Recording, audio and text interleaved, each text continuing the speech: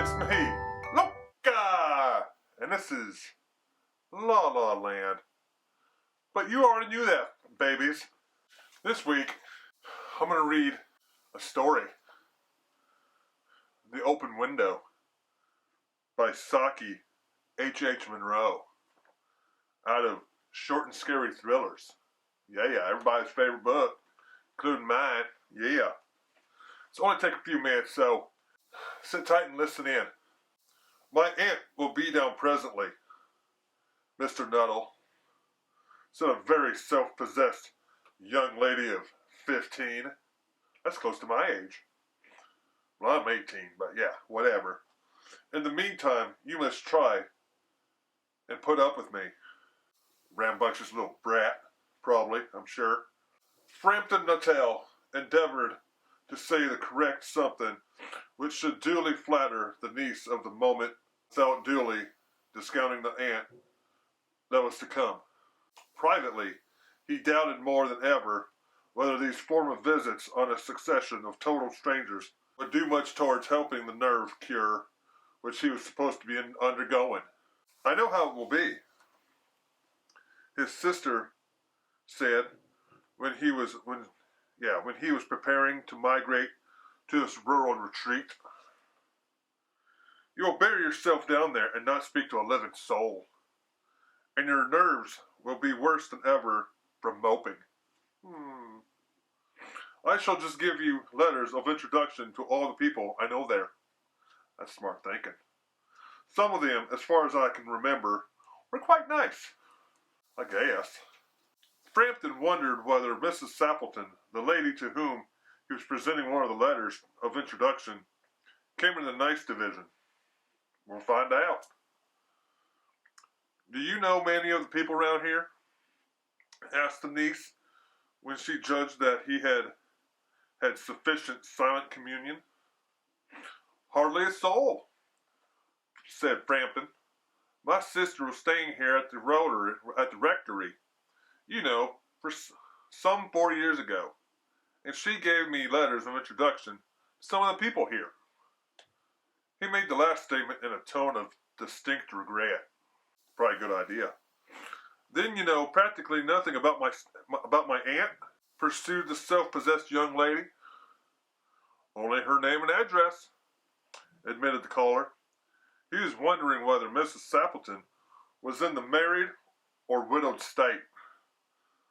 An undefinable something about the room seemed to suggest masculine hesitation. Yeah. Her great tragedy happened just 3 years ago, said the child. That would be nice. That would be since your sister's time. Her tragedy? Asked Frampton. Somehow in this restful country spot, tragedies seem to be out of place. You may wonder why we keep the window wide open on an October afternoon, said the niece, indicating a large French window that opened onto the lawn. It is quite warm for this time of year, said Frampton, but has the window got anything to do with the tragedy? I mean, out through that window 3 years ago to the day, her husband and her 2 young brothers went off for their day's shooting. Hunting or something. They never came back. In crossing the moor to their favorite snipe shooting ground, they were all 3 engulfed in a treacherous piece of bog. Ooh. Drowning in a murky area. Oh, I couldn't imagine that. It had been the dreadful wet summer, and places that were safe in other years gave way suddenly without warning. Ooh, that's a scary place to be, guys. Their bodies were never recovered. That was the dreadful part of it. Here the child's voice lost its possessed note and became falteringly human. Ooh. So was she a ghost? Oh no. Poor aunt always thinks that they will come back someday. They and the little brown spaniel that was lost with them. And walk into the window just as they used to do. Why are they coming through the windows, guys? Anybody know that? That's weird, ain't it? That is why the window is kept open every evening till it is quite dusk. Poor dear aunt, she has often told me how they went out, her husband with his white waterproof coat over his arm, and Ronnie, her youngest brother, singing, "Birdie, why do you bound?" That's my interpretation of the song, guys. If it's wrong, oh well, whatever. As he always did to tease her, because she said it got on her nerves. Do you know, sometimes on still, quiet evenings like this, I almost get a creepy feeling that they all walk in through that window? Man, what a weird little kid. She broke off with a little shudder. It was a relief to Frampton when the aunt bustled into the room with a whirl of apologies for being late and making her appearance. "I hope Vera has been amusing you," she said. "She has been very interesting," said Frampton. "I hope you don't mind the open window," said Mrs. Appleton briskly. "My husband and brothers will be home directly from shooting, and they will always come in this way. They've been out for a snipe." A snipe? Isn't it one of those like imaginary things? Like a snipe hunt? They're not going to find nothing, guys. They've been out in the snipe in the marshes today, so they make a fine mess over my poor carpets. Man, I'd be mad too, guys. Imagine that mess all over. So like you men folks, isn't it? Man, she barely even knows the fella. She rattled on cheerfully about the shooting and the scarcity of birds and the prospects for ducks in the winter. To Frampton, it was all purely horrible. He made a desperate but only partially successful effort to turn the talk into a less ghastly topic. He was conscious that his hostess was giving him only a fragment of her attention, and her eyes were constantly straying past him to the open window and the lawn beyond. It was certainly an unfortunate coincidence that he should have paid his visit on this tragic anniversary. Well, timing, whatever, guys.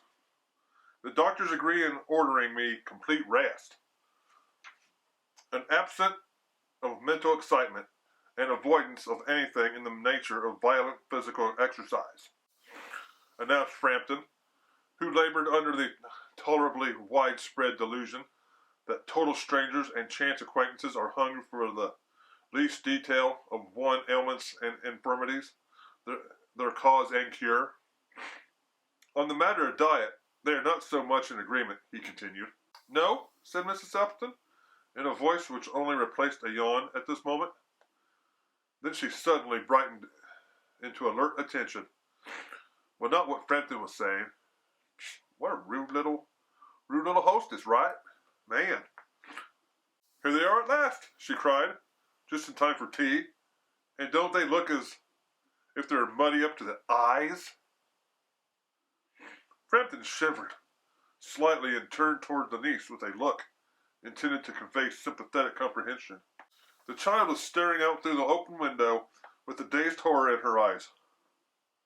I think I would too be. In a chill shock of nameless fear, Frampton swung around in his seat and looked in the same direction. In the deepening twilight, 3 figures were walking across the lawn towards the window. They all carried guns under their arms, and one of them was additionally burdened with a white coat hung over his shoulder. What did he fancy? A tired brown spaniel kept close at their heels. Noiselessly, they neared the house, and then a hoarse young voice chanted out of the dusk, I said, Bertie, why do you bound? Frampton grabbed wildly at his stick and hat, and the hall door, the gravel drive, and the front gate were dimly noted stages in his headlong retreat. Gotta get out of there too, I don't blame him. A cyclist coming along the road had to run into a hedge to avoid imminent collision. Man, crazy driver. Here we are, my dear, said the bearer of the white mackintosh, coming in through the window. Fairly muddy, but most of it's dry. Who was that who bolted out when we came up? A most extraordinary man, a Mr. Natal, said Mrs. Sappleton. Could only talk about his illness, and dashed off without a word of goodbye or apology when you arrived. One would only think he had seen a ghost. Ooh. I expected it was the spaniel, said the niece calmly. He told me he had a horror of dogs. He was once hunted into a cemetery somewhere on the banks of the Ganges by a pack of pariah dogs, and had to spend the night in a newly dug grave, with the creatures snarling and grinning and foaming just above him. Enough to make anyone lose the nerve.